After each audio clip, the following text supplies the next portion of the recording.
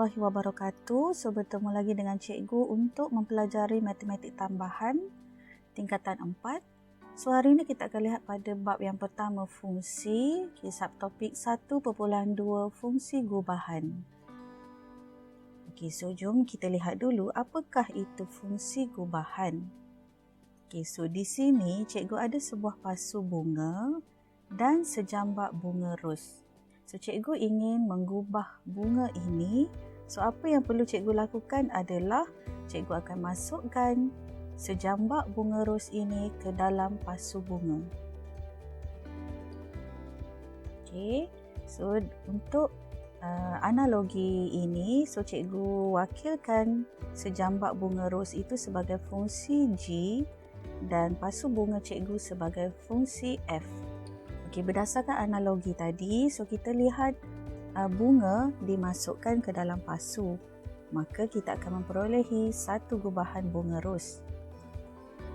Fungsi G iaitu bunga ros tadi, cikgu masukkan ke dalam fungsi F iaitu pasu bunga tadi.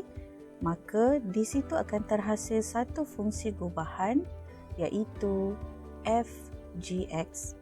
Kenapa kita tulis FGX bukan GFX? So, cikgu akan terangkan sebentar lagi. Jom kita lihat dari segi gambar rajah perwakilan grafik. Rajah yang pertama, kita lihat kepada 3 set yang cikgu ada, iaitu set yang pertama X, yang kedua Y dan yang ketiga Z. Di dalam set X, cikgu ada satu unsur iaitu X. Di dalam set Y, cikgu ada satu unsur Y. Dan di dalam set Z, cikgu ada satu unsur Z. X dengan Y ni cikgu hubungkan di bawah satu fungsi Fx.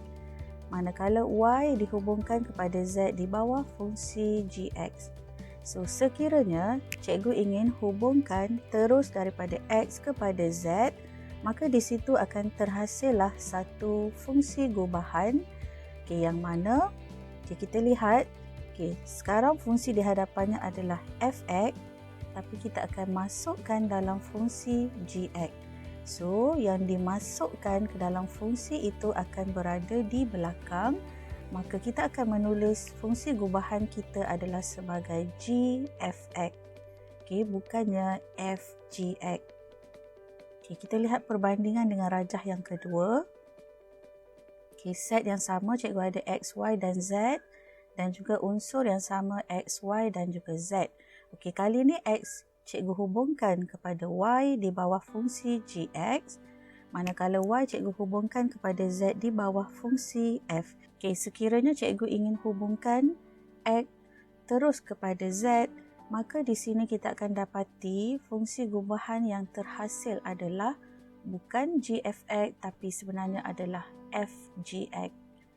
Kerana G ibarat G ni adalah kita punya bunga ros tadi. Ni adalah kita punya bunga ros dan ni adalah kita punya pasu tadi. So, yang dimasukkan ke dalam pasu yang itu sebenarnya akan berada di belakang. Itu dari segi tata tanda menulis fungsi gubahan.